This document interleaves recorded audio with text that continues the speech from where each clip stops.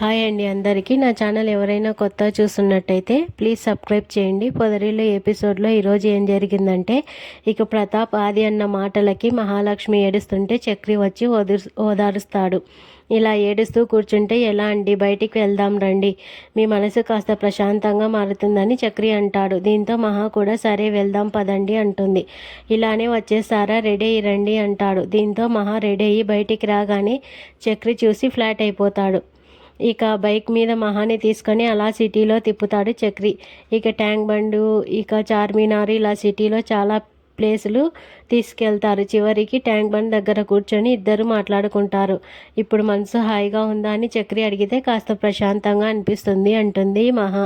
చూసారా, ఇలా బయటికి రావడం ఎంత మంచిదైందో, అందుకే అప్పుడప్పుడు ఇలా వస్తూ ఉండాలి అంటాడు. సరిగ్గా అప్పుడే ఒక కానిస్టేబుల్ వచ్చి ఎవరు మీరు, ఇక్కడెందుకున్నారని అడుగుతారు. దీంతో మహా తాళి తీసి బయటకు చూపిస్తుంది.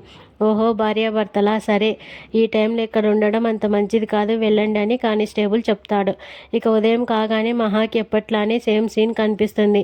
మాధవ్ వంటగదిలో వంట చేస్తుంటాడు. హాల్లో ముగ్గురు మొద్దు నిద్రపోతుంటారు.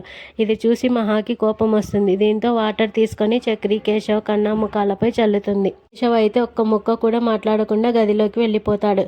చక్రి, కన్నా అయితే కాసేపు నిద్రపోనివ్వండి అంటూ బెట్టు చేస్తారు. కుదరదు, పొద్దున 10 అయ్యింది, ఇక నుంచి ఇలా నిద్రపోవడానికి లేదు, లేచి దుప్పటి దిండు అన్ని తీసి పట్టుకెళ్ళండి అంటూ ఆర్డర్లు వేస్తుంది మహా. ఇక చేసేదేం లేక కన్నా, చక్రి, కేశవ్ అన్నీ తీసి నీట్గా సర్దుతారు. తర్వాత ఆరుబయట మొత్తం చీపురుతో తుడిచేస్తుంది మహా. కల్లాపు జల్లి ముగ్గు పెడుతోంది. ఇక ఇదంతా చూసి కన్నా, చక్రి, మాధవ్ మురిసిపోతారు. కన్నా అయితే వదినమ్మ ఇదిగో ఈ ముగ్గు పెడతావా అంటూ ఫోన్లో వెతికి మరీ ఇస్తాడు. రేయ్, నాకు అవన్నీ రావురా, నాకు వచ్చిన ముగ్గు పెడతాలే అని అందంగా ఒక ముగ్గు వేస్తుంది. ఆహా, ఇప్పుడు ఇంటికి కల వచ్చిందంటూ మాధవ, కన్నా అనుకుంటారు. ఇక ఇంటికే రావటానికి ఇంట్లోకి రానని చెప్పిన అమ్మాయి ఇల్లాలిగా ఇంటి ముందు ముగ్గు పెడుతుందిగా అని చక్రి అనుకుంటాడు. తర్వాత నారాయణ ఇంటి ముందు ముగ్గు చూసి అసలు ఇది నా ఇల్లేనా అని అవాక్కవుతాడు. స్నానం చేసి వచ్చి దేవుడి దగ్గర ఏంటి ఇలా ఉంది, ఇక్కడ రోజు ఎవరు పూజ చేయరా అని అడుగుతుంది మహా. అంటే ఏదైనా పండగలకు చేస్తాం తప్ప రోజు చేయమమ్మా అని మాధవ అంటాడు. ఇంతమంది ఉన్నారు కదా, ఎవరో ఒకరు చేయొచ్చుగా అని మహా తిడుతుంది.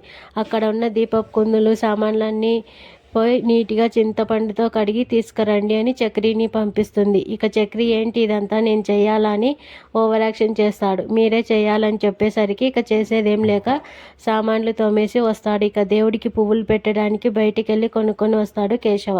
పద్ధతిగా దీపం వెలిగించి పూజ చేసి హారతిస్తుంది మహాలక్ష్మి. ఇదంతా చూసి చక్రి, మాధవ, కన్నా, కేశవ నలుగురు మురిసిపోతారు. ఇక బొట్టు పెట్టుకొని దగ్గరే నిల్చొని అంతా చూస్తుంటారు. హారతి కళ్ళకు అద్దుకున్న తర్వాత కన్నా ఎమోషనల్ అవుతాడు. ఇక ఏంట్రా, ఏమైంది, పొగ కళ్ళల్లోకి వెళ్ళిందా అని మహా అడుగుతుంది. లేదు వదినా, ఇప్పుడే ఈ ఇల్లు ఒక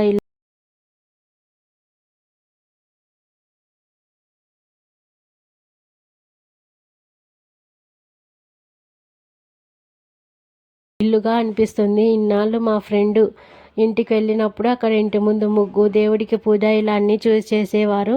మన ఇంట్లో ఎప్పుడు ఇలా అవుతుందా అని ఎదురు చూసేవాడిని. ఈరోజు ఇదంతా చూసేసరికి చాలా ఆనందంగా ఉంది వదిన అంటాడు కన్నా. ఇక కన్నా మాటలోకి ఊరుకోరా అంటూ మహా ఓదార్స్తుంది. ఇక పూజ అంతా అయిపోయిన తర్వాత చక్రి వచ్చి అన్నయ్య నాకు ఒక టీ పెడతావా అని అడుగుతాడు. ఇది విన్న మహా నేను చేస్తానని కిచెన్లోకి వస్తుంది. ఏంటి మీరు చేసేది ప్రయోగమా, నాకు బతకాలని ఉంది అంటూ ఆట పట్టిస్తాడు. అంటే ఏంటి, నేను టీ పెట్టలేనా అని మహా అంటుంది. ఒకసారి ఇలానే మా కేశవ్ గారు టీ చేశాడు, దాన్ని వీధి కుక్కలకు పోస్తే ఇక వీధిలో కుక్కలే లేకుండా పారిపోయాయని చక్రి అంటాడు. ఇక ఏంటి నా మీద పంచులేస్తున్నారా, ఇప్పుడే బ్రహ్మాండమైన టీ చేస్తానంటూ స్టవ్ మీద కుక్కర్ పెడుతుంది మహా. ఏంటి మీరు ఇంట్లో టీ కుక్కర్లో చేశారా అని అందరు అవాక్కవుతారు. ఈ నానా తంటాలు పడి టీ చేసుకొని ఇవ్వటానికి వస్తుంది మహా. అమ్మో, ఇప్పుడు తాగితే నా పరిస్థితి ఏంటోనని చక్రి భయపడతాడు. ముందు అన్నయ్యకి ఇవ్వండి, పెద్దవాడు కదా అని తప్పించుకోపోతాడు. కానీ మహా పట్టు మరీ అందరి చేతికి టీ గ్లాస్ ఇస్తుంది. ఎలా ఉన్నా సరే ఎవరు ఏమనకండి, ఫస్ట్ టైం టీ చేసింది కదా అని మాధవ్ అంటాడు.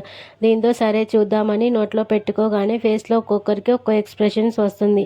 ఇక నారాయణకి కూడా టీ ఇస్తుంది మహా. అమ్మో, కోడలి పిల్ల టీ కూడా పెట్టేస్తుంది అనుకొని మంచం మీద కూర్చొని టీ తాగుతూ రేడియో ఆన్ చేస్తాడు నారాయణ. ఇక జన్మమెత్తితిరా అనుభవించితిరా అనే పాట వస్తుంది. సరిగ్గా సరిపోయిందే పాట అనుకుంటాడు. ఇక అదేటి మహా కూడా తాగి ఊసేస్తుంది. అయ్యో పంచదార బదులు ఉప్పు వేసినట్లున్నానని తల పట్టుకుంటుంది.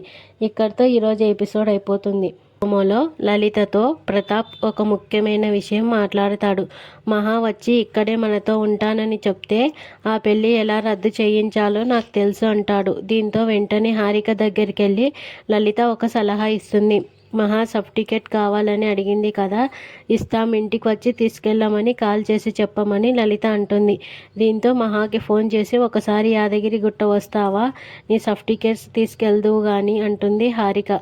సరే వస్తా వదిన అని మహా అంటుంది. మరి చూడాలి ఇక మహా తన కన్న వాళ్ళతో ఉంటుందా లేక మళ్ళీ పొదరింటికి వస్తుందా.